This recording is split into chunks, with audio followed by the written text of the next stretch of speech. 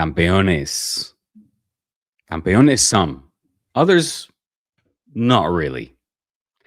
A squad that cost over $1 billion to assemble rather, for the assembly that took place last night in Jeddah. They were close.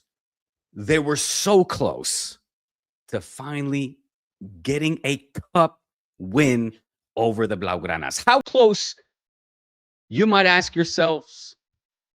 Let's take a gander.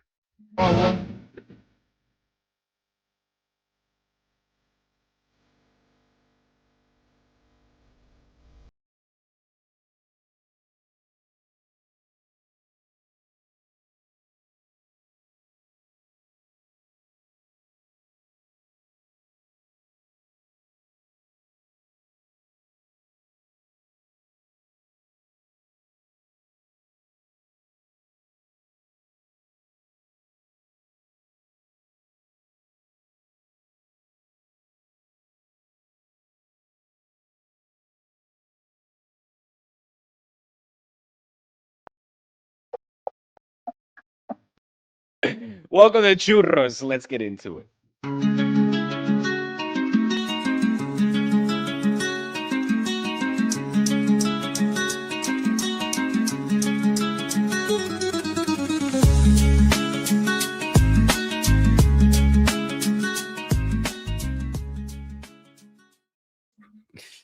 Churros! The Supercopa has come and gone. Yes, Diego, It's I cannot believe this. Why? This totally changes the entire podcast. Xabi Alonso just got sacked. No. Yeah, as we literally hit record. Oh wow. Oh wow. I'm not prepared to talk about this at all. Oh my god, I'm seeing it. This is perfect, Churros. I mean, you're It's gonna get improv, the baby. raw reaction that's not thought out at all. And I'm Man. actually doing something, literally working on the fly. I'm gonna edit this title to say this is a Xabi Alonso sacking reaction. Yes. Wow.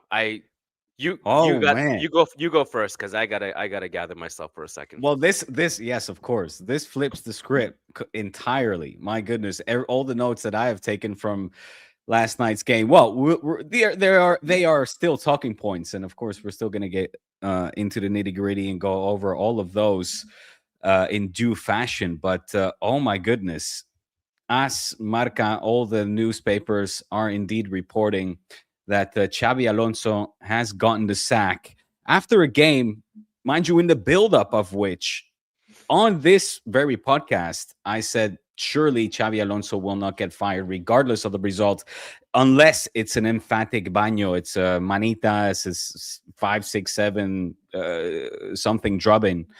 It wasn't the case, of course. Barça winning that Supercopa by a 3-2 scoreline in which Real Madrid, I guess, put up a valiant effort. But I feel like anything that I had in the chamber here, Kian, to kind of give you guys some moral support and boost, given that performance yesterday that we saw that was ultra defensive. I certainly have my fair share of criticism for what we saw take place from the start, mind you, when it became evident that Xabi Alonso came out with a defensive line of 5, really taking an ultra defensive approach. And really, it was kind of like minimizing, basically, Kian, the way I originally had thought out to start this podcast was Xabi Alonso came out to damper the scoreline.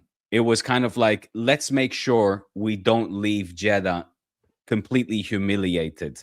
That was my initial kind of talking point, if you will, to throw your way.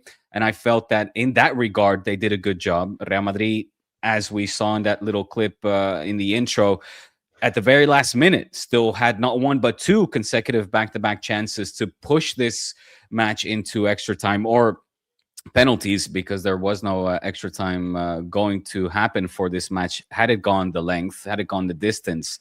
But It ended 3-2, in my opinion, Kian, and I'm assuming that we're at least on the same page here. The worthy team, the better team on the night, and the better team at the moment won the first official trophy of the season. Another Clásico that is in the bag. It's 5 out of 6 Clásicos for Hansi Flick, who wins another final. A little stat that passed my way as the day progressed was that Hansi Flick is flawless when it comes to finals, wins in the finals. I think it's 8 out of 8. He's certainly doing his part to make sure that Barça continue to collect trophies, as domestically the second half of the season is certainly looking tasty for Barça, in the hopes that we can repeat success nationally, winning La Liga. We'll see what happens in the Copa. We have a difficult, or at least a tricky match against Racing de Santander, the leaders in the second division, that is coming up later. But and we'll see what happens in Europe. Of course, I still don't think that we're on par with the big European teams. Kian, I'm just buying you time here.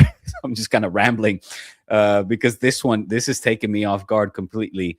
But yeah, while I finish my little opening monologue here, I think the second half of the season is looking quite glorious and optimistic for Barça, as the negative sentiment continues to impose itself upon the Whites, with now not just the loss in the Supercopa in the Clásico against Barça for Xabi Alonso, but his dismissal. He's gone. The man that was pitched to us to be Real Madrid's version of Pep Guardiola is no longer. As I would imagine, Arbeloa will take over from the job for the remainder of the season.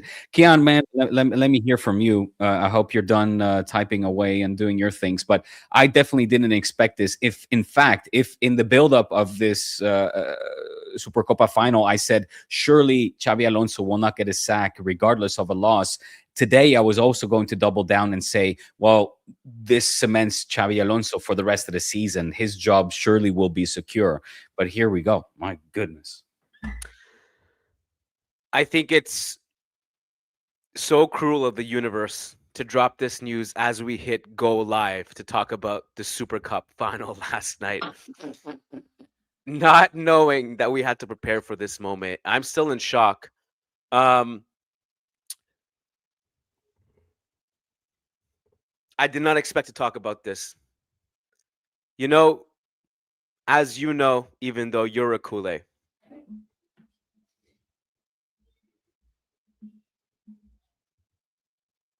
managing Real Madrid is a completely different beast. Now, reports coming out saying, and again, I'm dealing with this in real time. I apologize. So if it comes off as clumsy, I apologize. But reports coming out now while recording that he decided to leave. It's not a sacking. Now, interpret that as you will, because that could also be the PR twist on it. You know, when Mourinho was quote unquote sacked, the way they worded it was a mutual agreement of parting ways, which we all know what that really means. Maybe it was just too much for Xabi to handle. I personally, if it was a club top-down decision, my stance was after the game that we give him until the end of the season. I would like to start off with Xabi Alonso criticism, and I know that sounds very, very, very, very, very insensitive at a time like this. I don't think he was the man manager that I thought he was. Maybe others knew. I expected him to have more of a Zidane-like figure where he could command the respect of the locker room to implement his ideas. And I think by the time he realized that managing Real Madrid is vastly different from managing Bayer Leverkusen, it was too late for him to adopt mid-season some of Ancelotti's ideas. But you tell me where this board's head is at. Yeah, like tell me, like you're the unbiased. I mean, you're biased against us, I guess, but you're in some level you don't have a dog in the fight of what's going on here. Last night, and this Mm. is gonna sound like excuse making. It's not. I'm just painting out the reality because Barcelona deserved to win the game last night. We were without our best forward, our two starting center backs, our two starting right backs. We had, I think, in total 5 defenders injured. Out of all of his new signings, only one of them has been playing consistently, Carreras. The team, it's been, how long has it been? I guess 2 years since Cruz left. It seems like 10 years. Still didn't replace him. And even still, what are you telling me that if Carreras scores at the end and they win in penalties, they wouldn't have sacked him? I get maybe there's a larger picture to the board's thinking here, and they're thinking, well, it wasn't just this game, and this game was the boiling point.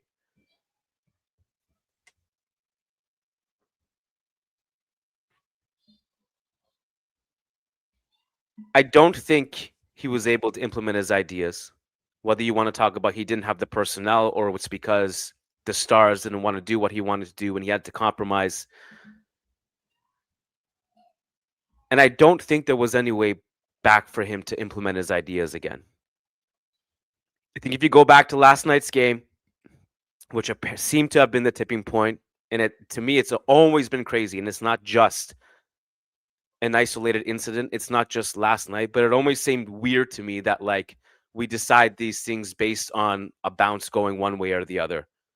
Carreras, that chance falls to Mbappe instead of Carreras, or that chance, or Carreras just hits it better. Like that's what it would come down to for him to keep his job. It always seems silly to me. This is a really, really tough place to be because I don't think any manager is going to come in and fix this. You go ahead, Diego. Give me your, Arbeloa certainly won't. I mean, I feel you and me, we've been doing this podcast for a good 8-9 years, solidly twice a week. And despite an entire pond separating us, you and I have formed a friendship, a good bond. And I feel sorry for you because I know the high hopes that you had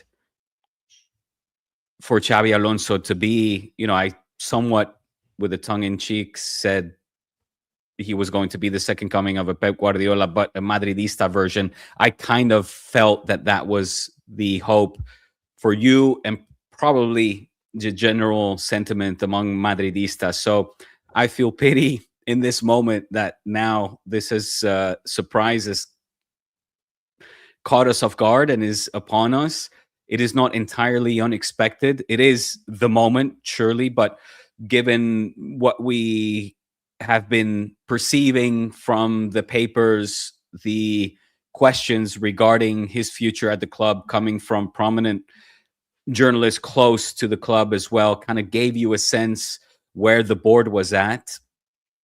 It was quite clear that the board was not entirely backing Xabi Alonso anymore, and neither was the team.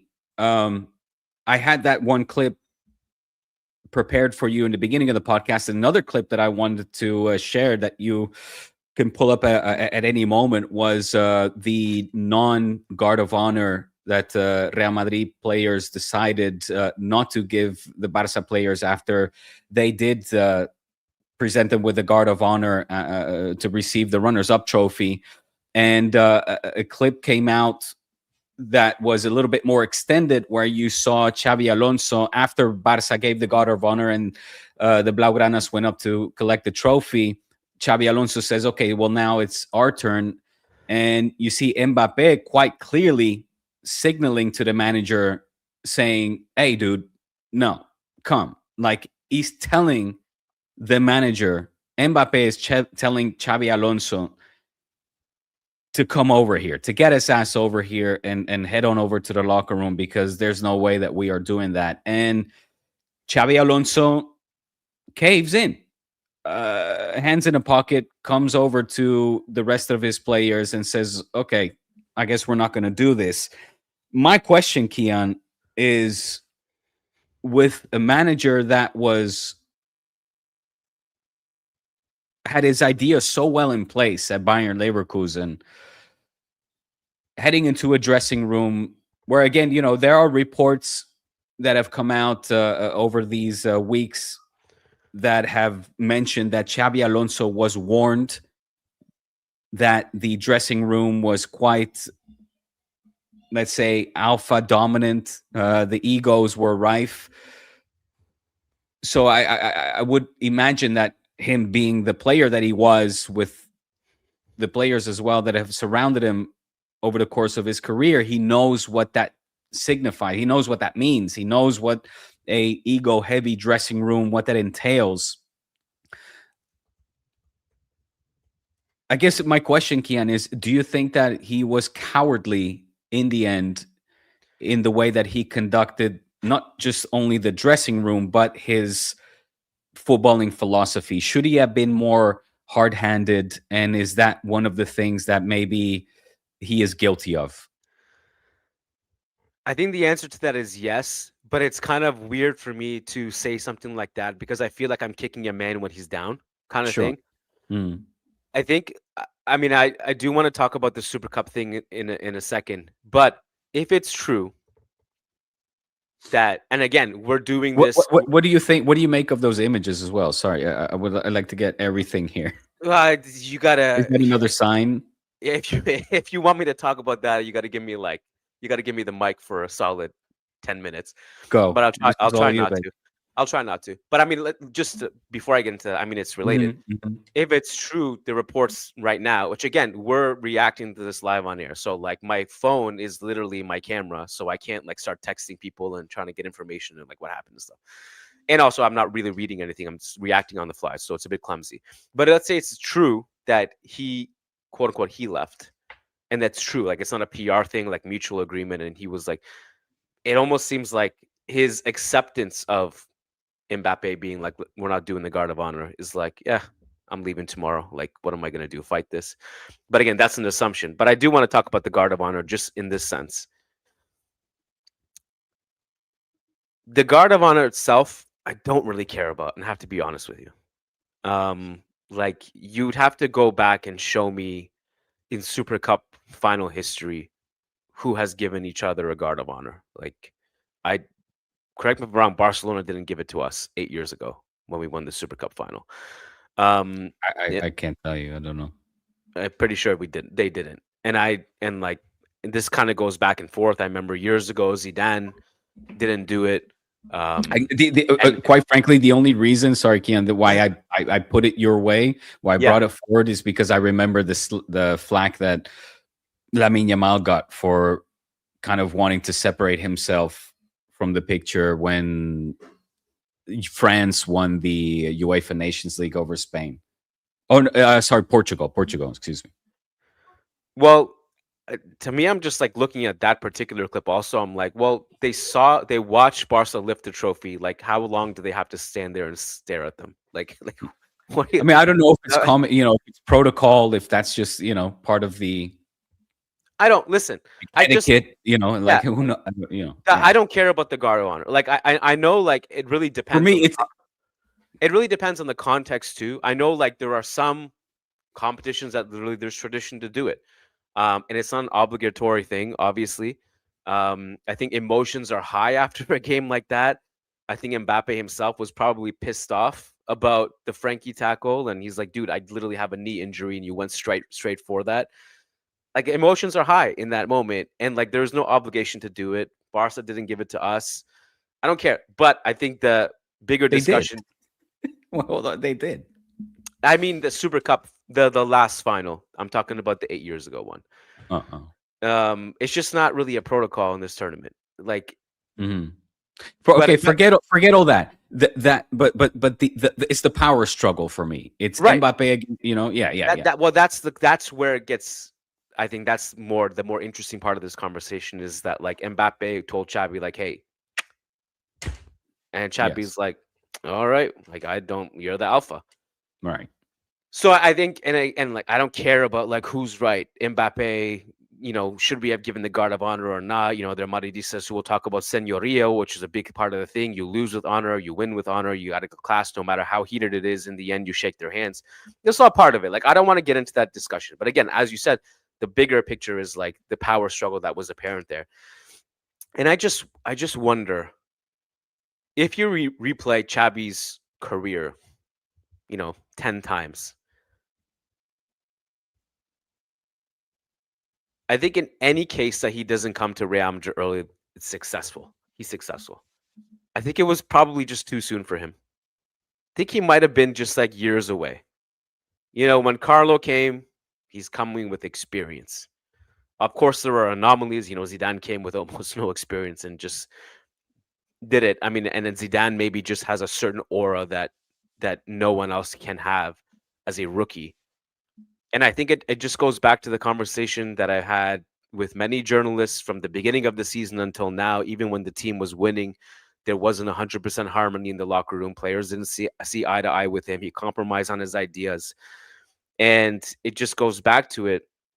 And I thought this comes to my own naivety, probably, because I was excited, maybe more excited than anyone for Xabi Alonso coming, just because I thought he had a good mix of tactics and man management, which is like, that's what we need. We need someone to organize the team.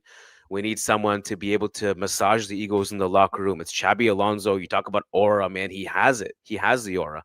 Comes in with class. And I remember having a conversation with Sid Lowe about it. I think it was the night of the City game, and he hopped on the podcast and talked about this. He's like, he made a great point, and I'm kind of jealous that I didn't come up with this analogy, but he was saying that Xabi Alonso has always been a very classy person and figure, right? Almost to the point where, like, when he speaks, he almost comes in as a professor, and he is above. But then he realized, maybe too late, that he needed to come down to their level and get his hands dirty. And that was those were Sid's words. I can't take credit for it, but I thought it was a brilliant analogy.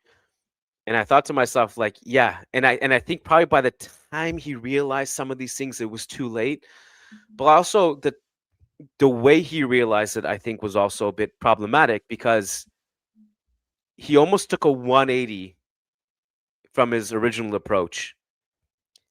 And I think, look, you and I've had endless debates about style and how football should be played and all this stuff. Ultimately, the reason that Carlo Ancelotti has had as much success as he had at this club specifically, by the way, and obviously he's been successful at other teams like Milan on a European level anyway, and maybe not domestically. But the reason is because he understood that players need that freedom and stuff. And I think if Xabi Alonso had come in with that approach from the beginning, it would have been a little bit easier. But he came in trying to implement a wildly different organizational shift. It's like when a new owner comes in, a new company comes in and overhauls everything. It's like, yo, we've been doing it this way, but now we're going to do everything like this. There's going to be resistance. That's human nature. That's human nature within sports, within, a coffee shop, anything. And so the most successful owner takeovers or manager takeovers are the ones that also realize that, like, no, like, you kind of have to baby step it. And I think if Xabi approached it that way from the beginning, it would have been easier for him. But having said that, like, look, I brought this up yesterday after the game, and I know I don't know if you had a chance to listen to the post game podcast that Managing Madrid put out. I know you have nothing better to do than to listen to Real Madrid podcasts. Certainly, we always have the record amount of Kool-Aids in those moments. For And real? sure No, I did. Oh I my God. did catch. I did catch like up. half of our audience is just Barca fans at this point. Didn't exist for so long. Where are they on churros? Why are they not here? They're probably here. You can pitch them right now. But like these are the points I brought up last night. Are there things in Xabi's control? Of course. Did he make mistakes? Of course. But if you go down the list of things that the club was having problems with this year, let's go through them. Injuries, not in his control. 97% not in his control. Did he overplay Mbappe? I think he did. But these horrific injuries to Trent, Carvajal, this is not a situation of them being overplayed. Militao. Okay, injuries, 97% out of his control. No deep lying playmaker in the squad. Every squad needs one. The team can't escape pressure against anyone, whether it be Barça or against Atletico or anyone. Like you can go to the Elche game. Go look at it. Celta. He doesn't have that. Asked for it, didn't get it. Not finishing chances. Despite how we played last night, we cooked up 7 big chances. We missed 5 of them. He has no control over that. Also, at what point do we hear you, bro, but can I just quickly say a lot of these things sound like regurgitated excuses, if you will, or justifications, call it how you want, from even the Koeman days, the Xabi days, injuries, players not finishing. It's like, okay, we all deal with that. Like that's something that's universal. That's not isolated to Real Madrid's case. I said in the intro, more than 1 billion euros was spent to collect this group of players. Right. So then tell me this. If all that stuff is true, is the correct decision to sack him or wait for things to normalize? Claro. I mean, our opinions will vary, or you and I will probably coincide and agree. I just said I literally was going to come on here and say, well, this is Xavi for the rest of the season. At least you guys will have some stability in that regard, because I genuinely thought that after last night's performance, where I left disappointed that we didn't hand you guys the goal drubbing that I was hoping for. Sure. I was like, well, and also kind of the general feel. I tuned into you guys on the podcast. It kind of was like, hey, we're I mean, I put out a tweet, and it seemed like Madridistas were happy that they lost by a goal that was kind of a fluke goal. No, come on, nobody's happy that they lost. It seemed like you talked a lot about moral victories during the gray days, the dark days of Barça against Madrid. It felt like a moral victory for Madrid. 100%. I challenge you to tell me 100%. Tell me who was celebrating moral victory yesterday. It definitely wasn't us. Definitely wasn't me. That's for sure. Well, it didn't seem it. Again, I didn't watch the whole podcast, but I like to get a general feel of what you guys, other medios de comunicación, other media outlets kind of are feeling at the moment. And it was already from the get-go. It was like, oh, Xavi is playing with 5 in the back. After this whole mix-up with Güler and who was going to start, it was like, oh, and mind you, Barça were stifled. It was apparent in the first 20, 25 minutes. It was like, okay, we need to figure this out. We didn't expect this ultra defensive approach, which seemed to be celebrated. Real Madrid has never been a club that have celebrated, and you alluded to it as well, that have necessarily prioritized playing well. It was about winning, right? So it was like, look, you guys could have won on a night. That could have happened. Let it be known that there was no celebrating, and any Madridistas who celebrated last night are just wrong, flat out wrong. I think there's one thing to just point out the match facts. Like, you have to analyze what happened. Like, my stance was, I don't like it when we sit so deep and invite pressure. I think you're putting Barca in a comfort zone. I also don't think it is a good management of the resources you have. And what I mean by that is that this squad is not put together by design, okay? Like, yes, a lot of money was spent accumulatively over the years to put this together. It's also unfortunately done without really thinking about the sporting vision of it. It's let's sign whoever is available. Will Mbappe fit with Vinny? Who cares? Will Bellingham and Goulet coexist? Who cares? Will we have the ability to develop Endrick and Gonzalo Garcia? Who cares? Do we have do we have no Diego, I'm just saying that, like, okay, so the reason you were I want to hear you criticize Florentino Perez. Oh my god, I literally was heading there until you interrupted me. I literally was. But I'm gonna get there. Yeah, I'm saving the best for last.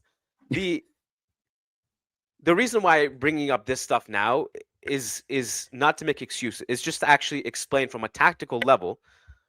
Last night, I don't think when you sit deep, you don't make resources of what you have. And this squad is extremely unbalanced. It's expensive, maybe not in transfer fees, but in the salary you're paying these players. And it's not really well thought out. So one of the things that has is a byproduct, a side effect of that vision of just putting players together who are available and market opportunities is that right now you don't have a deep lying playmaker who can help you escape pressure. So when you're pinned that deep and you invite pressure, please tell me, like, our ball progression was disgusting last night. It was like you couldn't escape anything. Last night and all season. That's why I much preferred the approach we took in the first half of the last Clásico, which was, okay, we are not going to put ourselves in that position. We're going to press high and make Barca uncomfortable. And players like Camavinga, like Tchouaméni, like Fede Valverde, these guys are good at pressing and defending in transition, but they're not good at sitting deep and helping you escape pressure. That's not the profile they are. So that's why I preferred the approach in the first half of the Clásico in October. And if you go back and look at the best football we played this season, it's all been from the moments we were more aggressive and pressing high. And all the situations where we decided to compromise and go a little bit deeper, those were some of the worst football we played. So now I'm just all over the place, dude. I have like 10 different open threads in my brain. All right, Florentino, here we go. Go. I'm going to take notes on things that I want to get back to you on. So go. Keep going. Keep riffing. At no point did Real Madrid instill confidence in their manager or backed him. People asking for Zidane to come back. Why did Zidane leave? The board got journalists to publish hit pieces on him in the media. You think he's going to look at, oh yeah, El Chiringuito the night before, whatever game it was, Xabi's going to get sacked if he doesn't win this game. You think Zidane's going to look at that and be like, oh yeah, that's my jam. He's not coming back. He's be out of his mind. The guy is eating croissants. He's bicycling with his wife and kids. He's like having the time of his life, man. He probably could grow all his hair back in the lifestyle he has right now. That's not going to happen. He's not coming back. So now we're in a situation where the board, there's a lot of issues with Real Madrid. And look, I can sit here and I will say that Florentino Perez has done some amazing things at Real Madrid. And the pros far outweigh his cons. But he's not a flawless president. And yeah, I'm worried about the post-Florentino. What does that look like? But everything from the way the club has handled, I don't know if you and I talked about it. The interview with Itziar, I think it was Gonzalez, the nutritionist in Marca. We didn't talk about it, but I did read that. Yeah, things like that, and then just how disrespectful they are behind the manager's back. Like, all the backbiting, the gossiping, the going behind his back to pure outlets who are, let's be honest, just to put it politely, are not the greatest standards of journalism, to go behind his back and get them to report that your job is on the line if you lose the next game. And I think Xabi eventually he cracked. Like, it was a lot for him to handle. And maybe that would have been different if he came here, like, in 5 years when he had more experience and had more, and maybe, like, he could have gone to Liverpool first. I don't know. I'm just making things up at this point. But it has become very clear that it was too soon for him. And unfortunately, this is the other thing. We can blame the board all we want. I think they have a lot of problems. But this is the reality of coaching Real Madrid. Life's tough. I'm sorry. Like, it's hard. If you win, you're going to stay. But if you don't win, you're going to leave. And it doesn't matter whether it's fair or unfair. No fucking person is going to come in and save you. No one's going to save you. You got to win. And you got to keep winning. And the moment you stop, it's over. Fair or unfair, that's the nature of managing Real Madrid. And Xabi, it just didn't work. Now, it's probably Arbeloa. I'm assuming, again, this is on the fly. We're reacting. We have no real other. It looks like, I mean, I'm scanning through Twitter and the It has front to be pages. mid-season. It's Arbeloa. It's Arbeloa. It's going to be him. Yeah. I mean, he was always tipped to be next in line, right? I mean, again, this is not a rumor that is come out of completely nowhere. We heard from the press conferences that this has been a talking point. They've addressed it. They've asked Xabi Alonso repeatedly, is this your last game? Is this, is your job on the line? And the next in charge, the next in line was always tipped to be Arbeloa, because it looks like Zizou is going to be taking over France at the end of the upcoming World Cup. But anything can still happen, obviously, in these next 6 months. I guess the question that, and again, we also are kind of operating under two assumptions. One is that Real Madrid sacked him, and then the way they worded it from a PR standpoint is that Xabi wanted to leave. Yeah. Or the second assumption, which is no, Xabi was like, this is too much, I'm out. Well, figures, I mean, if you want to talk figures as well, it's 30 million that they have to pay Xabi Alonso if he is fired. Which I said it as well on this podcast. I said, I don't think Xabi Alonso is going to walk away from 30 million. He will wait until Real Madrid push that button. It's a valid point. Yeah. Which goes back to, like, how shitty would it be of the club? Tell him to walk away and not get paid. Now again, I'm operating under assumptions. I don't have facts, so it's a bit irresponsible for me. So whatever the mutual understanding is, maybe they paid out half and said, okay, this is a compromise or whatever. I don't know. I know that Zidane himself never cared about money. He walked away from millions 3 times as both a player and a coach. I honestly don't know where Xabi's head is at. But operating under the, I guess, assumption that it's Arbeloa, the only thing I can think of is that if the club really, it was the club, if coming from the club top bottom, which I still think it is, no matter how they word it, they must have thought maybe this season is salvageable. It's not too late to turn the season around. And if we put our patience in Xabi Alonso, we're going to go trophyless. Maybe Arbeloa gives you a new manager bounce, which is a real thing in football. If you go back, I mean, and it's not, it always regresses to the mean, but there's literally studies on this. When a new manager comes, the team starts winning because of a psychological effect. At least short term, yeah. Short term, correct. Yeah. And then it'll normalize and okay, the problems are back, right? And maybe Arbeloa was a revelation and like, so they say I don't Keanu, honestly don't know. You will know this much better than me, and I do still have questions lingering here. So, but just quickly to reflect on that, the Arbeloa point, what his impact will be. They say that he is a lot more Mourinho-esque. That his, not just in terms of his playing style, but his attitude, his approach, the way that he deals with the locker room, the dressing room. I don't know if that will have an impact.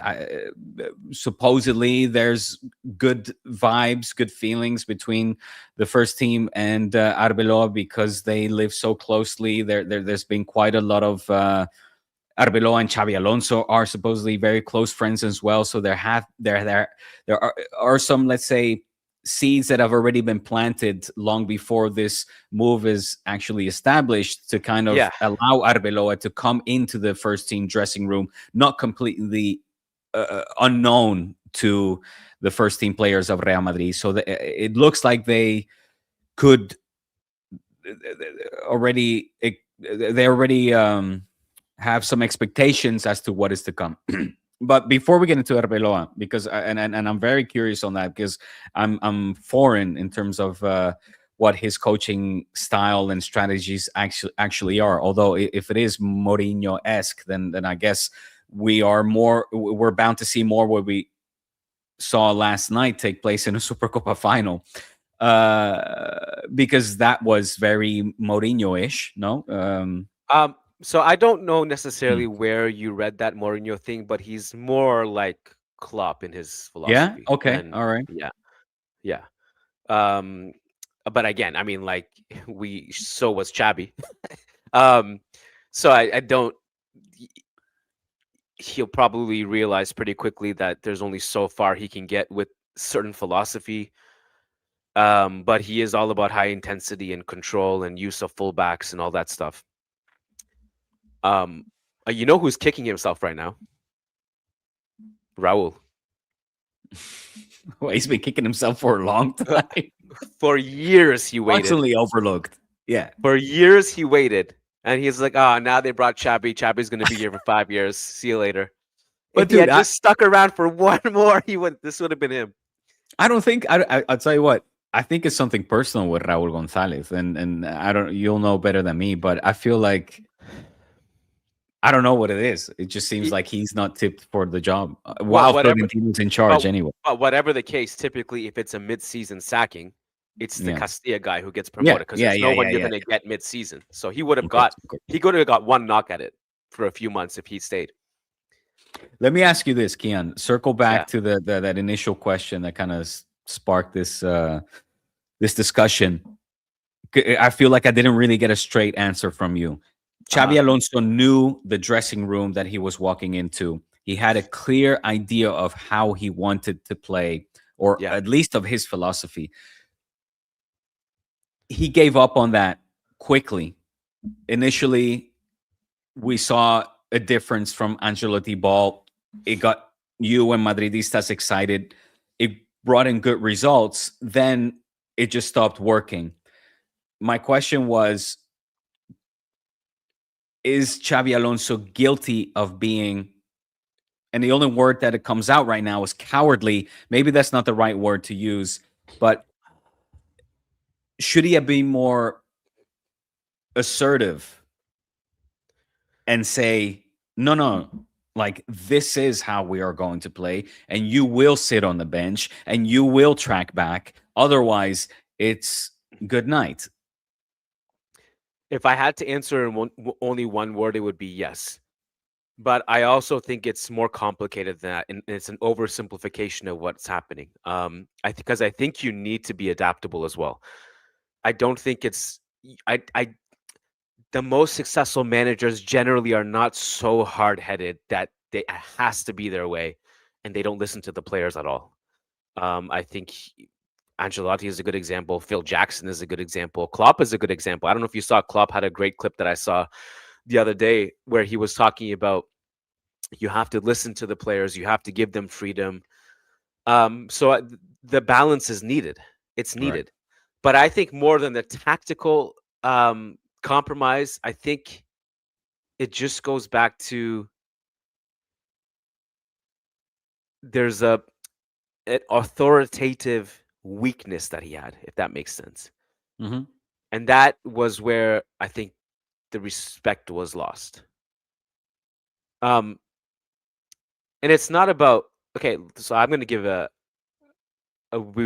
strange example, an anecdotal example. Okay,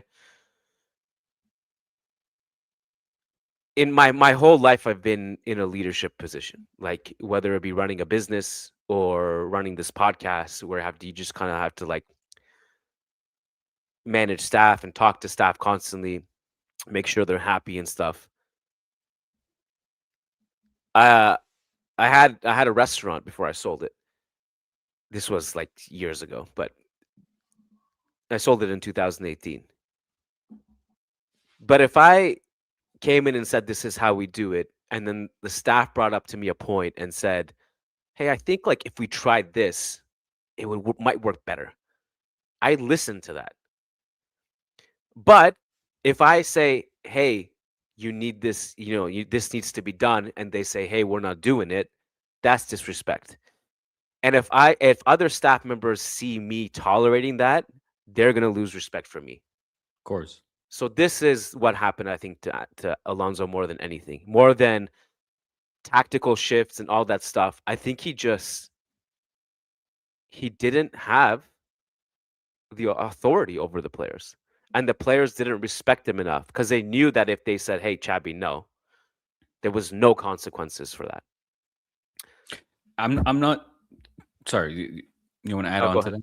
that? I'm not taking the piss here. I'm not poking fun, but and I don't want to say neither. Like it obviously wasn't like I'm not in tune. I'm merely regurgitating information that comes my way, and I like to throw it to you here on this podcast to see your reaction, to see if you know more about it, to hear a counterpoint or an agreement, whatever it is.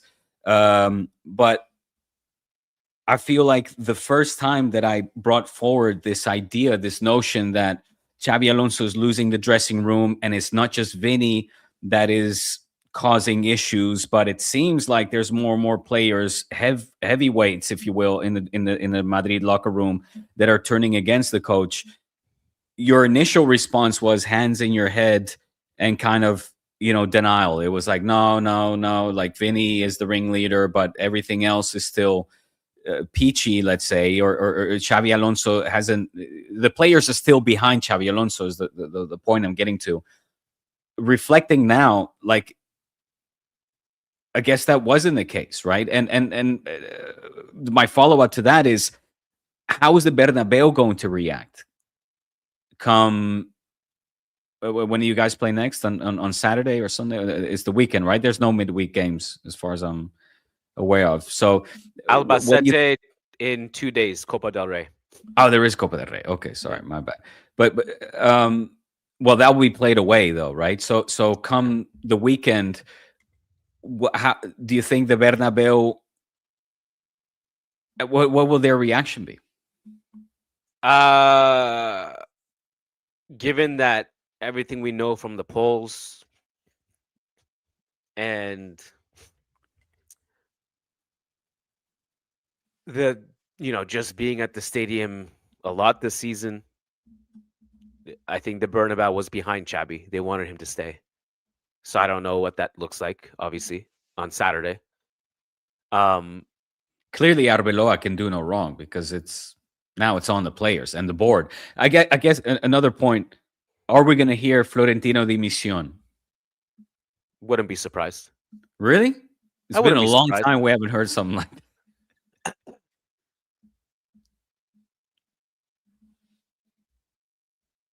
There's something you said that I really wanted to touch on. Again, apologies. I have like 10 open threads in my head right now that I want to discuss. Arbeloa, the crowd, Losing the dressing room. oh, right, what you were saying about Vinny, and just like my Right. reaction and saying there's no problems. Not that you say there weren't, but maybe. I guess my question was: do you think that at that time you were not aware of the scope of the problem internally? This is what I was aware of, and I think I admitted it as much to you. But I think where I think I disagreed with you was the scope of the mutiny of the whole dressing room, which was not the case.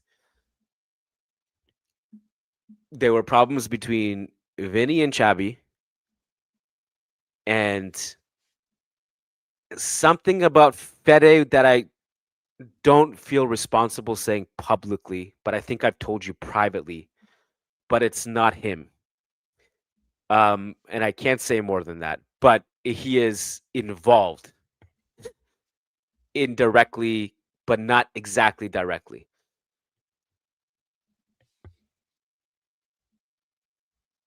And I think Rodrigo was in that camp. Now, and Mbappe was in Xabi's camp, but I was also like best friends with Vinny. And so he was not taking really sides. He was kind of neutral on the whole thing, which is funny enough because we always think that Vinny and Mbappe don't get along, which is not the case at all. But something shifted around, if you remember the Olympiacos game in the Champions League, where they repaired it. Since then, the relationship between Xabi and the players has been much better, both publicly and privately. You know, Rodrigo grew into the team, earned Xabi's trust. We saw the hugs and all that stuff. But that unity wasn't enough to get the performances and results back on track. And I think while unity is a good start, if there's still kind of a confusion in the direction of the team, the identity of the team, then it's just going to be hard to get back on track unless you have a lot of patience. And of course, I think we glossed over it in this podcast, but it needs to be emphasized.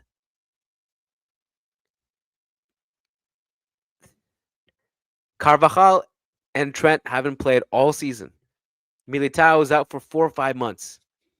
I'm like, dude, look at our back line last night. You laugh, man, but I don't laugh. How is this not a valid thing to bring up? Because when I brought it up with Xabi, you were very dismissive of the injuries. Or when I brought it up in the Clásico in October as well. The Clásico in October, our team was not fit. We had like half the team. We were missing key players, and you know, it was like, it's not an excuse. Many times on the 8 years that we do in this pod, injuries are not allowed to form part of the excuse. That's not true. Come on. When 1 billion has been spent, you cannot point at injuries, say that is an excuse. You can point at the nutritionist or that lady and say, look, things internally are so fucked up that there are more players injured than usual, and that has to change. Yes.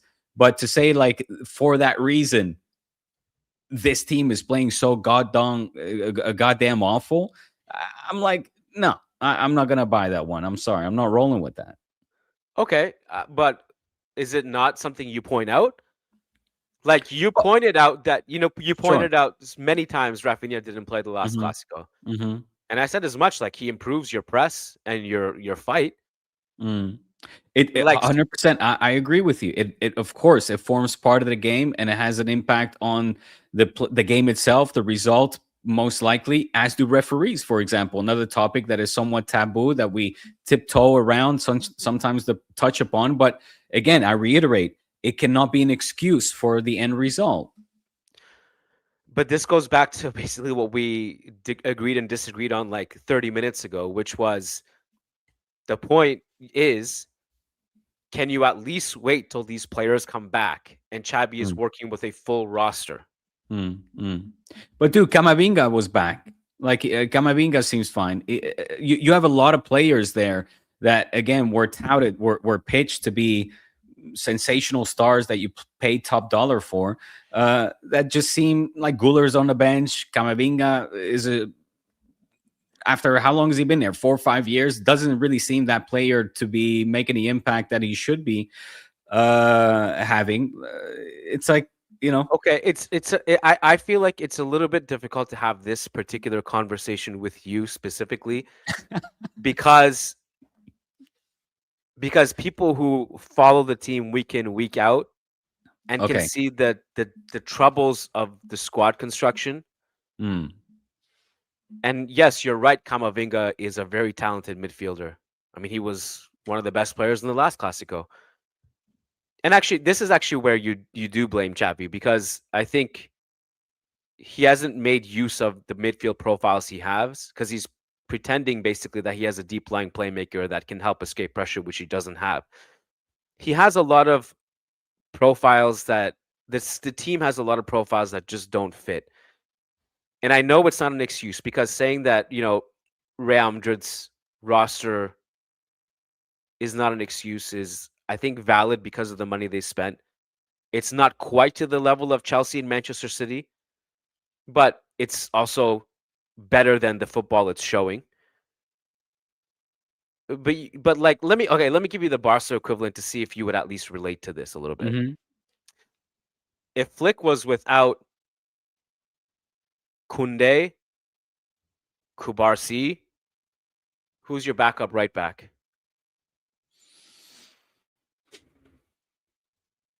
Martin? No, he's left back, isn't he? Araujo? See, like I think you're Marcelo just now.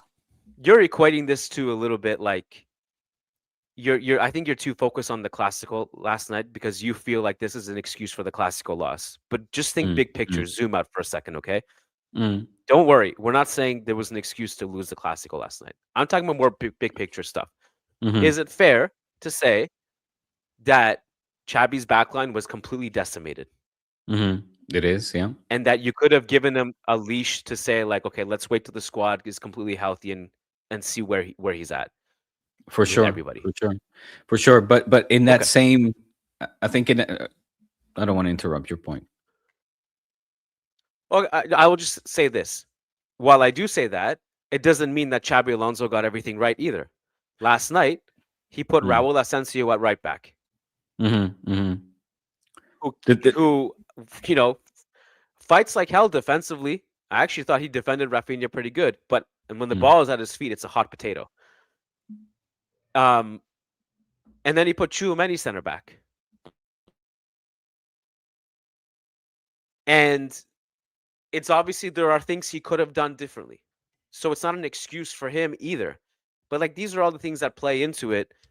And when everything is so bad, the last year and a half, that the energy that just feeds into it, the board's decisions, the way they treat him behind the scenes, the way they didn't back him at all, the fact that the players really didn't respect him for most of the season to buy into his ideas, and the fact that he himself was also making mistakes, tactical mistakes, lineup mistakes. I think his in-game management was really poor.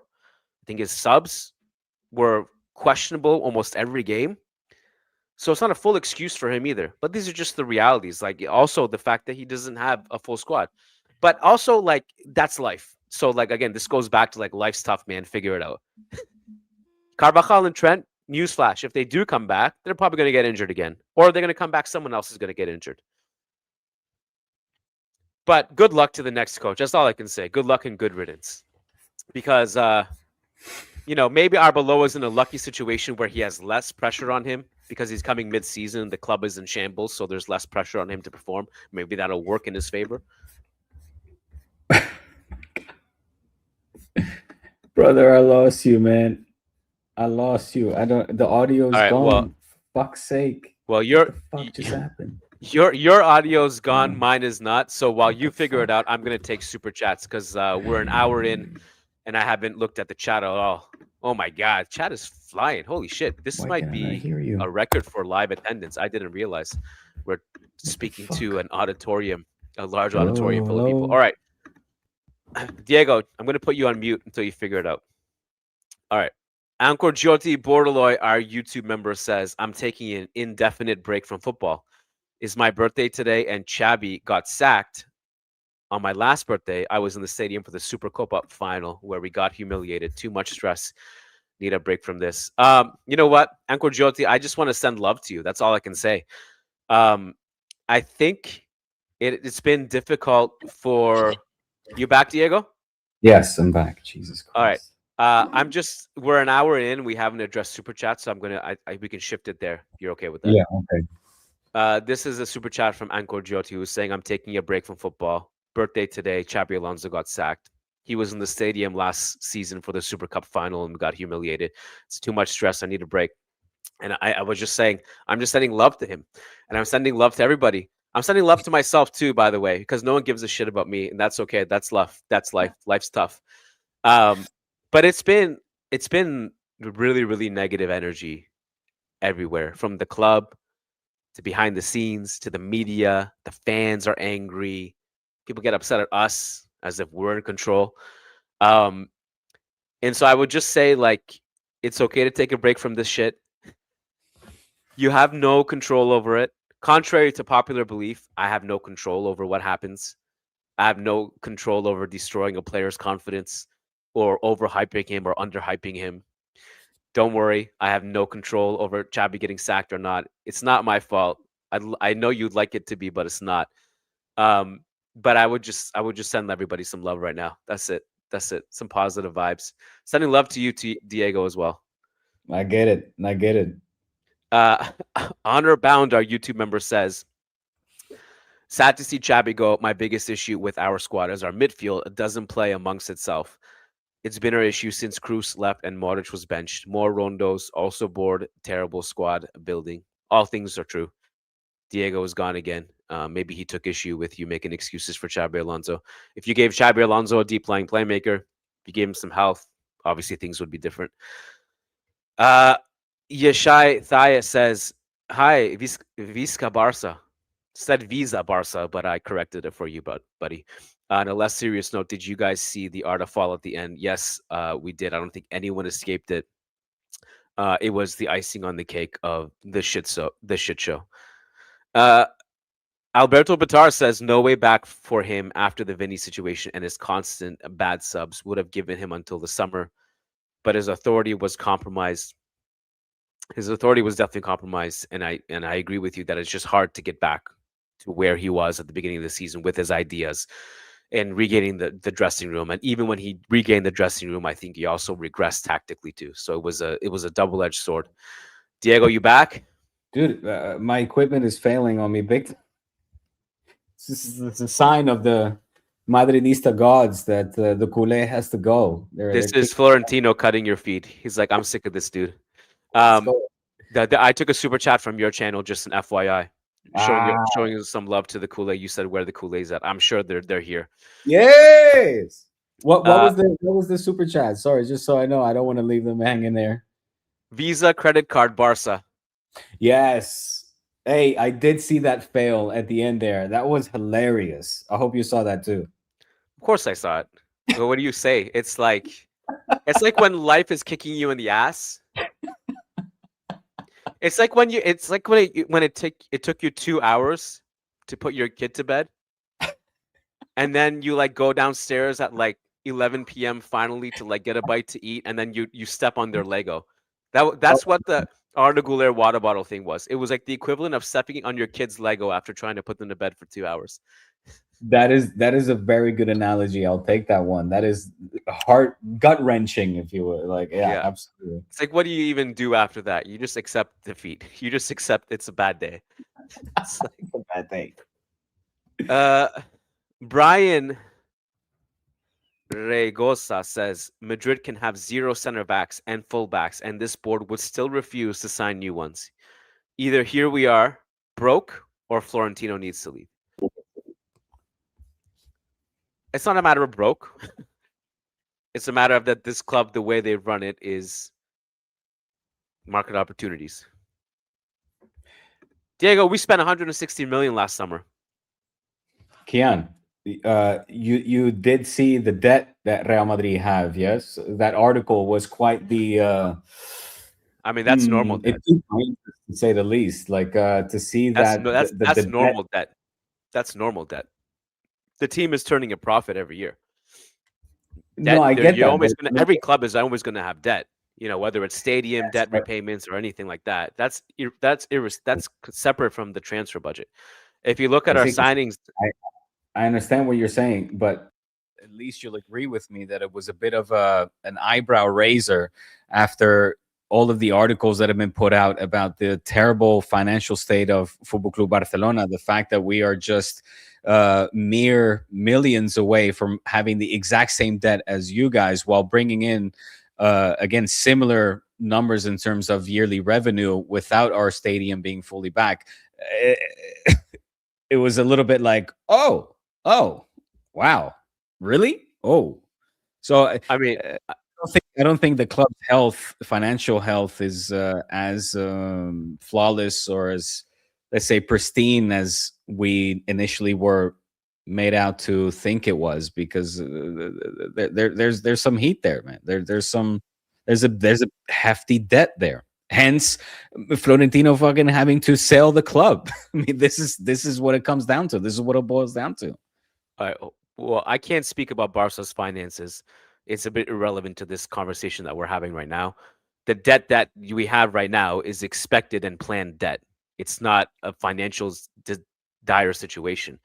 You spent 160 million last My summer. man, Florentino. By the way, go down. One point, Florentino, who wants to go down as Real Madrid's best ever president, is also about to make the most unthinkable move that any president in his past would have ever done, which is sell the club. I think the financial struggles of Real Madrid are very real, and you're underestimating them right now. I feel like I can't have this conversation with you again, especially right now, because I've already had it. That's not selling the club. It's changing the ownership model, and it's the purpose of that is not because the club is broke. It's because they want a better way to compete with the oil money. They both can be true. Both cannot be both can be true, but both are not true in this case. They are broke relative to PSG and Chelsea, but they are not broke. I just want to finish my point. They spent 160 million last summer.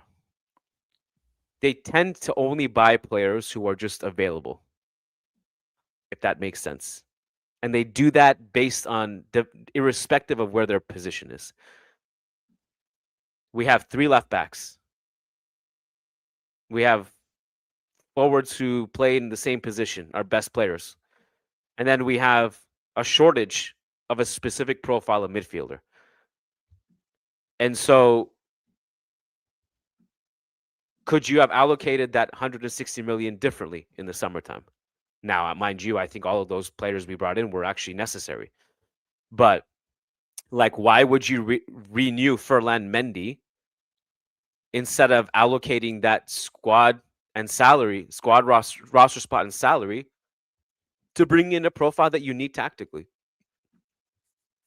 Anyways, because there's no sporting director, and it's Florentino Perez making all the decisions like he did in his first time around. It's Galacticos 2.0. Give it a different name, but it's all over again. I agree with you. I agree with you. I mean, you do now, but you did it a couple of weeks ago, my man. No, what do you mean? When I first brought this up, this idea, this notion that Florentino Perez might be, again, kind of overstepping his boundaries and making more decisions that he necessarily should as a president, not functioning as a sporting director, it was kind of like brushed aside at that time. No, hold on. That you said he is picking lineups, which I don't think is the case. No. I didn't say lineups. I said buying and selling of players. That's what I said. Well, of course he's always been in control of that. I guarantee you will. If you go back and look, you will not find me stating otherwise. No. You agreed that he will have the final decision, but my point was it goes beyond that. It goes to him actually picking the players who should be brought in, and that's ideally that's something that is left alone to the technical staff, to the sporting staff, to say, okay, come to me with proposals, and I will, based on your proposal, say yes or no. But apparently, and again, that's not me saying this, I'm just merely the messenger and regurgitating information that I take in, that Florentino Perez once again has been guilty of saying, I want this player, I want that player, I want that player, and not irrespective of the lineups, just bringing players in has been predominantly his choice. We're making the same point. Okay. We're making the same point. This is why this is why you shrugged off, like when I said the squad is imbalanced. You said you spent all this money. I'm literally referring to this. Okay. We're buying players. At the time, I misunderstood. We're buying players without a sporting vision. Mm-hmm, mm-hmm. And then you end up. But it all seemed gravy at the time. Well, because we were winning. You have to realize this, that the board got away with a lot over the years because the team kept winning. We lost Ramos and Varane, and then we won the Champions League the next year. My man, let me finish my point. Okay. Sorry. We lost Benzema and then we won the Champions League the year after. And then we just kept, and then I think the board was just like, okay, well, no matter what we do, we're just winning. So who cares? Like, we don't have to think about this that deeply. And so, and then eventually that catches up to you. And then you end up with a situation where these players don't really fit anymore. And then we get mad at the coach. Does that make sense? Yeah, I just think that, again, I'm a little bit, I guess, reluctant to accept that now, because at the time it seemed Madrid could do no wrong. And even though I was, which was true, me, again, and not just me, but a lot of people were saying, hey, it's amazing that you won 3 consecutive Champions Leagues. However, seems a little flukish the way that you won some of these trophies. Madrid were not the best team. Madrid were not the best team. Stop, man. Stop. This is revisionist history. No. Winning Madrid changes everything. Winning masks everything. No, it doesn't. The best team wins. The best team wins. No. The best team wins. That's not the best team won. Okay, ideally, you want to yes, say it's a fluke one time? Okay. It's a fluke one time, but 3 times in a row, 4 times in 5 years, don't come up with that fluke shit. That's cope. I don't want to get into this with you. We don't revise history because the team is struggling now. Stop it. Well, because stop. Well, you do because it was Ancelotti out halfway through the season until we won the Champions League, and then it was Ancelotti all the way. So that's revision. That's revisionist. That's flip flopping. While it is clear that the team is playing like absolute dog shit. It's playing poor football for the amount of money that you guys have spent as well. It's all okay as long as you just then win at the end of the season. Diego, we've dedicated multiple episodes to this. Agree with me that is wrong, Kian. Agree with me that when what is wrong? It seems that for example, the way that Xabi Alonso came out last night is a disgrace. It was like playing against Getafe last night for €1 billion, more than $1 billion that you guys have spent, to come out like a small team and rely on individual counterattacking brilliance and a glimmer of hope that you can maybe lift the trophy and beat us in the Clásico is a disgrace, bro. You just changed the conversation. No, we both agreed this year that things are bad this year. Ancelotti, you're revising what happened in that era, which is not the case. I think you can make parallel. I'm drawing parallels here. That's what I'm doing. But in the end, Diego, the best team won. Is it true that Real Madrid were bad? You guys could have won that. You guys could have won last night, and you would have said the best team won. Yeah, because whoever wins deserves to win. I do. That's where I disagree. Diego, think about this. Like, and look, I didn't want. We can't really have this conversation about Barca right now because this is like how Xabi Alonso got sacked. So we revised the entire content of this episode. I wanted to bring up this point, which is going to probably piss you off and all Barca fans. After last night, you know what I thought to myself? I said, this moment right here, and it might get worse, is probably the weakest in La Liga history. You can tell me which of those 2 teams last night is on any elite level. And so, no, I 100% agree. For me to look at that Real Madrid played like that with all the injuries and played that badly on the field with the remaining players and still had more big chances than Barca. And somehow barely lost.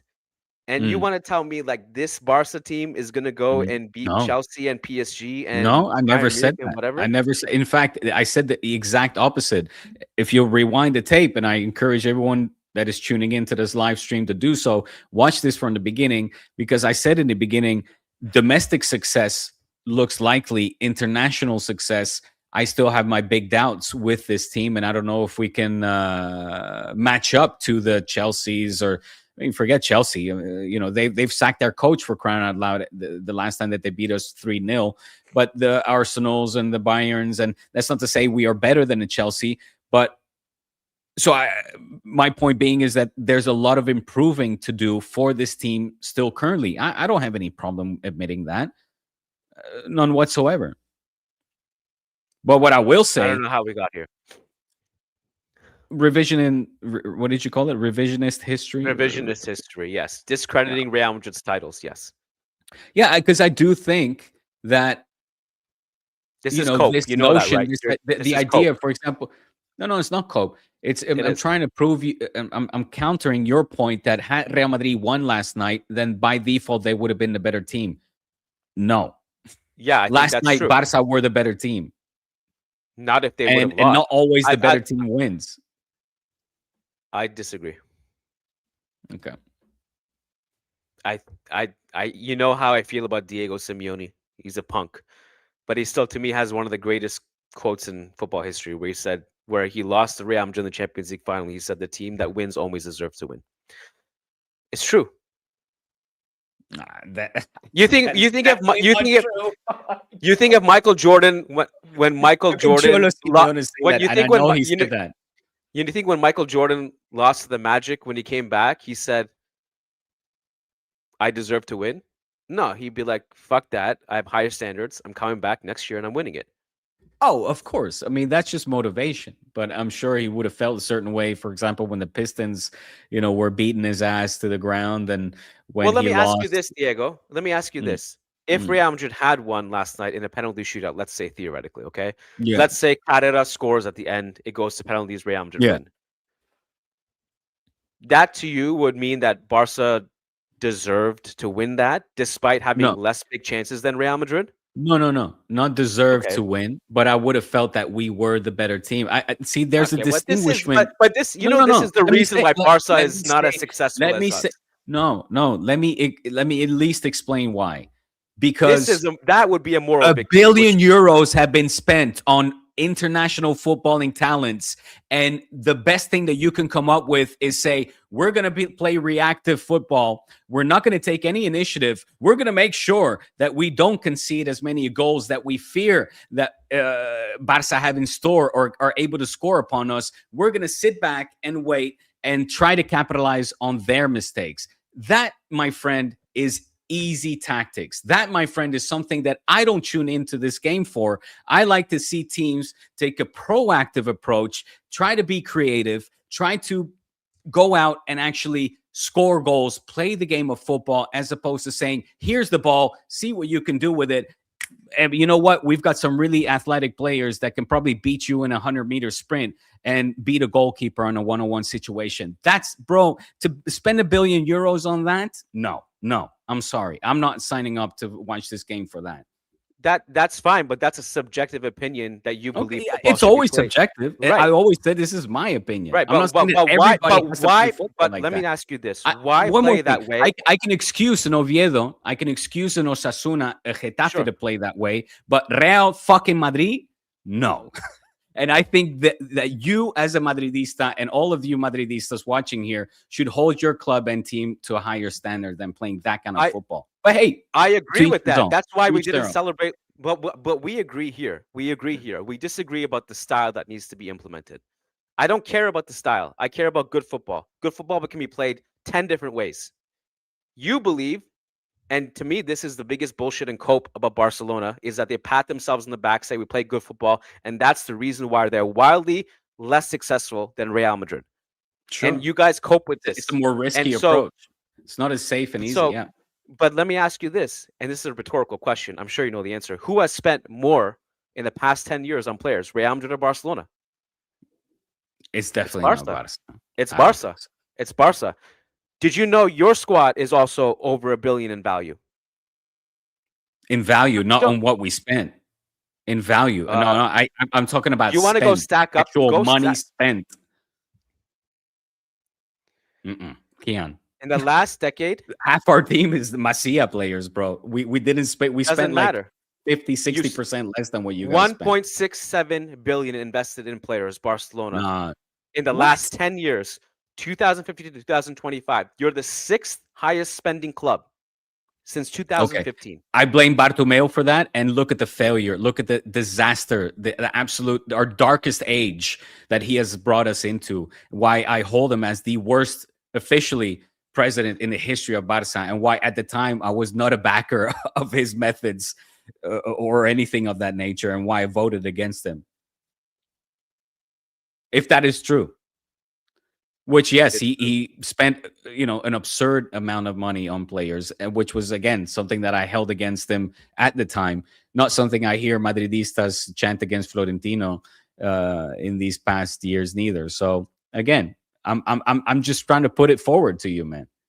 Things have been done wrong for a long time at Real Madrid, and I think I remember a time, Kian. Yes, you guys have won, 4 out of 5 Champions Leagues, but you also went, what was it, 6 seasons without going past the first round of the knockout phase. You also spent 12, 13 years without winning the trophy. It's not just recent history here. I mean, we don't disagree on that. I'm just shocked that you're taking the high road about La Masia and spending money when I'm saying that if I'm a Madridista, I'm demanding a lot better for the money that we spent than what we've been seeing these last few years, and not just this year, years, with Ancelotti included, and even Zizou. You often talk about the Mourinho days being glorious and amazing. Dude, he vastly underperformed against Pep Guardiola's Barça during that time. Vastly. Hold on insanely. We could spend... you're going to disagree? You cannot disagree that Mourinho incredibly underperformed against Pep Guardiola's Barça. Barça were by far the superior team during that era. Come on.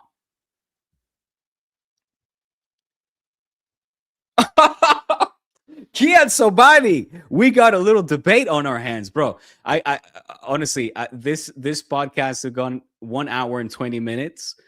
My wife had a very important call at 7. She's done an absolute miracle to set up the kids with whatever she's got going and allowed me to spend this extra time on this podcast. But bro, I suggest to anybody watching here to tune in later this week for a Churros y Tácticas Patreon edition on patreon.com/Churros y Tácticas, where we will talk about why or why not Mourinho underperformed against Pep Guardiola's Barça, something which for me is clear as day. You mean to tell me that what you guys claim is the greatest football team ever, and Mourinho came in and put forth the greatest attacking season in football history and won the league, is underperforming? So you're telling me the greatest? Season. You're telling me the greatest team ever. It's possible. Scored more goals. Okay. Scored more goals. Won more trophies and won more Clásicos than Mourinho's Real Madrid. Yes. By that logic, how is it possible to underperform against the greatest team ever? Aren't you expected to not beat that team? Well, because you put him out to be the greatest. You just said it yourself, the greatest attacking team in history. It is. It's irrefutable. Not. It's statistically backed. Statistically backed. No, it's not. Maybe for one season. Maybe for one season they scored more goals. But who won more trophies? It was a 3-year project. Who scored more goals overall? It was Barça, bro. No, it wasn't. It was Real Madrid. It's Barça. No, it's not. Real Madrid. One season doesn't make up the whole sample size, Kian. Diego, you're telling me that the greatest team of all time, yes, who were massive Pep favorites, Guardiola's Barça, yes, who were massive favorites, isn't it expected that nobody can beat them? Yet a team did, and now you're discrediting that manager? Dude, if you call a Copa del Rey and one league in comparison to everything that Barça team won a victory for Mourinho, I tip my hat off. I want to see the mental gymnastics that you're doing here, where Mourinho actually comes out on top over Pep Guardiola. Yes, I'm hugely intrigued. Okay, how is this? Because nobody was expected to take a title from that team. Okay. Dude, we're going to maybe drop 1 or 2. Do you remember how those Copa del Rey finals ended up? We won one of them. You did. You won one. Look, man, you cannot swing this in Mourinho's favor. This is such a weird way to discredit a manager. It actually had nothing to do with Barca. It's not. You just tied into often Barca. Put Mourinho the greatest manager and his Madrid as the greatest team ever to be assembled and the greatest goal scoring team. It is. It's irrefutable. Actually, that part is it's not subjective. It's actually not debatable. For one season, you were right, and you won the Copa del Rey. Congrats.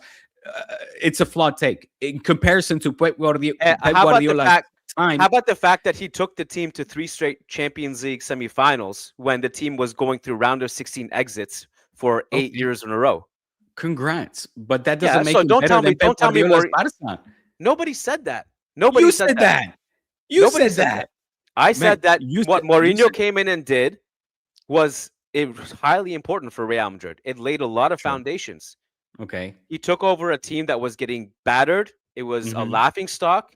And it It was continues to be. psychologically beaten. It And it came in continues to and be, except for those off occasions. Yeah. it continued to be under 5-0, bro, Mourinho. against Mourinho. 5-0. That was We that. won. We won the Champions League semifinals against Mourinho, my man. Yeah, We that's won. fine. But Pep Guardiola's Barca was vastly more successful than Mourinho's Madrid. Just say yes, and we can end this. but it's all contextual. Like it's all contextual. You're talking about the guy who came in and needed to repair Real Madrid, came in and did an incredible job. If you want to compare Well, it to say not he good was, enough because he got the sack. yeah, the 3-year project ended, and then Carlo came and My took man. Team Fladese. What is this? It just has holes. It just has. I just tried to point out that even during Mourinho's days, with all of these great football players, it was still poor football that was being played. It No, was it still wasn't. counterattacking. It was still low block and that's making players run. But that's subjective. That's my opinion. That is my Yeah, opinion. It's subjective. Yes. But Yes. then admit that it's not a factual statement. Sure, it's Okay. 100% subjective. Because some of the best football I ever seen was that year. Come on. It was. Do you know how much fun I had watching Ozil and Cristiano in transition? Watching them run? Sure, okay. That's It was great. incredible to watch. Amazing. See, And I see this is a lot of coaches took note of that, and they were like, I mean, they actually did. They actually did. How many teams do you think used that blueprint to beat Barca? And how much success did Barca have in Europe? Small, humble teams with low budgets, they do that. Greece that won the Euro Cup, they do that. That's my point, Keon. That is my point. So this is insane, Cope, man. This is insane. It is not. I'm trying to be honest. I'm trying to put honest points forward. To be honest, humble teams with low budgets implement that exact strategy. A team like Real Madrid that have infinite funds, they shouldn't be playing that kind of football. That, to me, in my eyes, subjective, yes, in my opinion, is a downgrade from what those actual players are capable of doing. I think that is, and fucking, you want to, kids want to call it cope. I don't care what tag you want to put onto it. It is, in my eyes, the fundamental truth. I have more respect and I enjoy watching the game of football a lot more for those coaches and teams that take a proactive, creative, brave approach, call it what you want, to say, you know what, we are going to take the initiative and take the game to you and try to spend as much of the time in your half. Okay, suffocate you with the ball in your half. Teams that want to sit back and take a reactive approach, mira, perfecto. It's a valid way of playing. And again, I don't hold it against any other humble team with half or less of the budget of the big teams in and around Europe. But when I see a team at Real Madrid do it, I'm like, man, that's, it's sad to see, quite frankly. You will find us agreeing on a lot of the points you just made. Okay. But where we fundamentally disagree is that, and I'm glad you see it this way, and I'm thankful that Barcelona see it this way, because it's why they're not successful. Is because they don't have the element of adaptability. You're not. What are we writing? You're calling us not a successful club. Yeah, compared to what you have spent, the amount of great players you've had, you are not as successful as you should be. Okay. And that's a fact. And I actually agree with the proactive approach. I agree with the proactive approach part. But you're missing one key point. You can be proactive playing counter-attacking football. You can be in control, cutting off passing lanes and exploiting the weaknesses of the opposition. Is there a cowardly way to do it? Yes. Is there a murderous way to do it? Yes. Do you have time to take the rest of these super chats, or you want to bounce? I mean, I feel just bad for my kids because they are I don't know what they're doing, but my wife is in meetings. I mean, if you want, you can hop off, and I think most of them are Xabi Alonso related, Yeah. Okay. but it's up to you. Um, Uh. Yeah. I guess I kind of gotta go. all right, bro. Um, we'll be back Thursday. Of course. All right. Patreon.com/churros y tacticas. That's where you'll see part 2 of this episode with Diego. I'm gonna keep going with these super chats that came in, and I will I feel reconvene. bad. I feel bad leaving like Oh man, it's this. been an hour and a half. No, yeah. But I'm wondering, is it going to continue to stream on my channel? In which case, that's fantastic. I don't know the technical side of that. But you will do justice to these Yeah, super chats. yeah, And for like you sure. said, they're all in your channel anyway, right? Yeah, for sure. I mean, don't worry. Yeah, Barca's the greatest. They can do no wrong. Morally superior.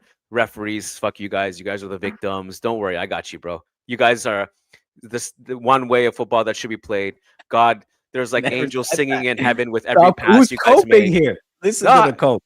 Listen to got the it. cope. Listen, I hey, got you. any of these I super got you. chats, if you do want my full and undivided attention, hop on over to D Spot.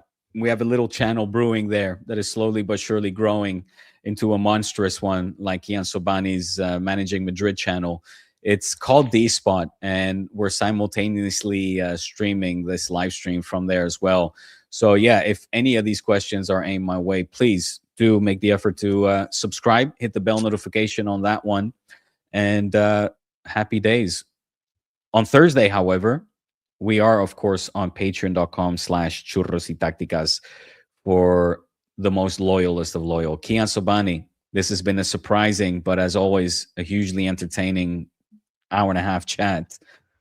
Xabi Alonso is gone. Any final words before I let you continue with your audience here? Like, how do you feel now that it's the Xabi Alonso era at Real Madrid is done? Yeah. Yeah, I mean, listen, it hurts, but and I'm sure I'm gonna have more closing thoughts after you leave once I go through the super chats and think of other things. It hurts, but I'm gonna wake up tomorrow and support the club and support Arbeloa.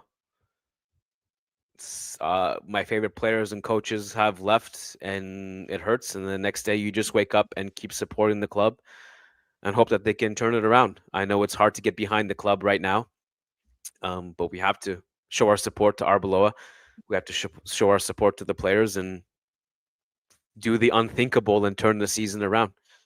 So that's my final thoughts with you. Florentino, Real Madrid sí, Florentino no. Oh, the club would be in a far worse state the day Florentino leaves. And I know you are obsessed with talking about this because you want Florentino to leave because you know how that would favor you. So no. Yeah, Sovani, I love you, my brother. All right, love you too, bro. All right, All right, chat later. peace. All right, guys, we're gonna go through these remaining super chats. Brian is back to say Arbeloa will also get thrown under the bus too. By the way, yeah, I'm sure he will. It won't be his fault when this thing falls apart, but he's also operating under zero pressure given the situation, so he has that. And hopefully, the new manager bounce, if it exists, will carry the momentum. How do I get rid of Diego's screen? There we go.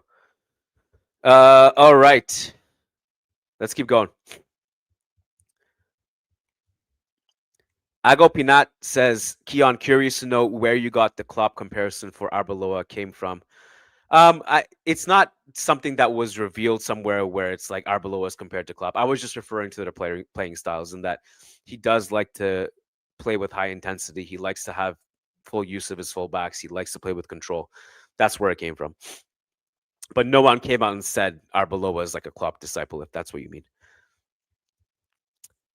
Adrian says Flo's mouthpieces have already leaked that Arbeloa will be the mini Mourinho. Oh, that's where Diego probably got it from. Example, more strict. While Fab said he'll be more like Carlo, is calling him Mourinho just saving face, or will he put his foot down? I have no idea. I don't know. Certainly, I think if you're going to compare him with Mourinho, maybe that aspect of it is more true, but I don't know. I don't know until we see it.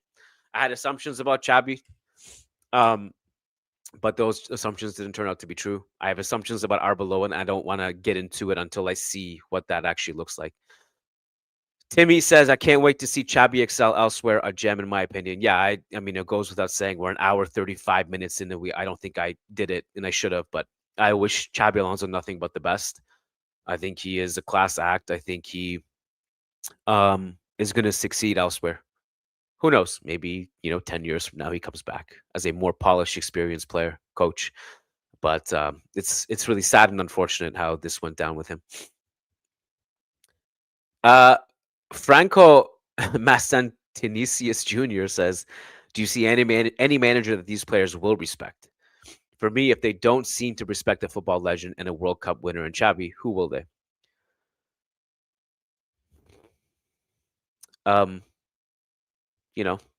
Zidane. Probably someone more established. I think it turns out it had less to do with Xabi's playing days and more to do with just the way he carried himself. And again, it's unfair, but I don't think he had the authoritative and the ability to command the respect and kind of, again, just to rally some of these guys who had been used to Ancelotti's methods for a long time. It was just too much of a dramatic change for him and for the players. It kind of ended up kind of like mixing oil and water, to be honest. And again, maybe if Xabi came a little bit more further into his career, like 5 years in, it would have been different.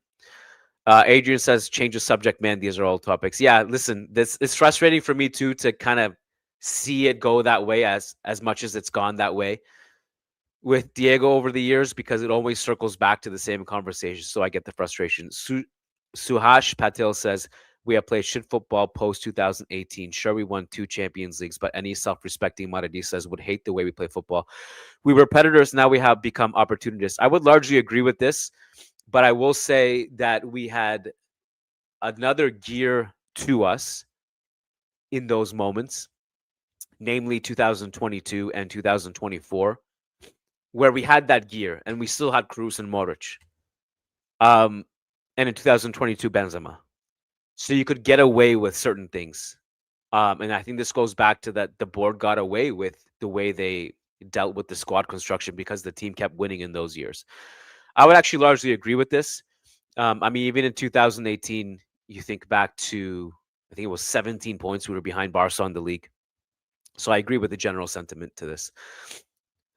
Timmy says Moose shouldn't have played to his team's strengths. I guess that's sarcasm to Diego's comment. These are all post Diego, so Diego doesn't get to read them. But can the Barca fan explain, please, the goals and points reward that Mourinho reached in the league? He'll just say it was one season. Jacel says, sacking Xabi is a massive mistake. Rebuilds need time. What's the plan? Hire another coach and sack him after a few losses. Expecting instant results is unrealistic. We're mid-season and still fighting for 3 trophies. Yeah, to answer your question, Jacel, there is no plan. There's no plan. It's like we just take it as we go. Oh, it didn't work? All right, well, now we go with Arbeloa. And let's see what he does. And if he does nothing, then we'll sack him. And then we'll get someone else. And then if he asks for a certain player, we may or may not give it to him, and then we'll sack him. That's where we're at. I don't think it's that thought out long term, Jacel. A lot of the stuff we do is unfortunately just put it together and see what works. And this goes back to, signing every young Brazilian player. And I actually think there's merit in thinking that way, and to some degree, in that, like, when you sign Vinicius and Rodrigo and Endrick and Reinier Jesus, for example, you know that not all of them will pan out. But if one of them becomes Vinicius, it's a success, because not every prospect you sign is going to be a success. But if one of them becomes a Ballon d'Or contender, then it was all worth it. And in this case, it was. Look what Vinny became, like how decisive he was for 3 years. Look at the fact that he was probably the best player in the world for a year. So it worked out. But also, these are the other things that come with it, is that, like, okay, so, like, how do you fit it all together? There is no long-term plan. It's short-term decisions, and then see what sticks, and then retool and reevaluate, which, is something that happens in sports. But I don't think there's a long-term plan, Jessel. So we'll see what happens with Arbeloa now. And you have the right to be skeptical of Arbeloa. You just hope for the best. All right, last one, then I gotta go because it's an hour 40, and this is from Diego's channel. The crash out has been epic. Yeah, part of the course of the Churros episode. One last one at the buzzer. Adrian says more of a rant, but how the f does Carlo stay after losing multiple 4-0 games, Clásicos too? But you sack Xavi for carrying a half-fit Madrid to 3-2. The context is that Xabi was an established coach and had past success, where I don't think Xabi had that leash that Carlo did. All right. Guys, I'm out of here. Appreciate you guys. What's next? Albacete. I guess Arbeloa will take the pregame press conference tomorrow. It'll be interesting. Shout out to you guys for enduring this shit show. Shout out to all the long-suffering Madridistas. Much love. We have a lot of negativity, and we don't have much love going around. So I'm sending love to you guys. Hope you guys enjoy the rest of your day. Remember, this is all out of your control. Go do something with your life that makes you happy. Go lift some weights. Go spend time with your loved ones. And we will see you guys either tomorrow or Wednesday on the channel. Peace out. Like and subscribe. I almost forget. Like and subscribe. Do it. Thank you. Peace.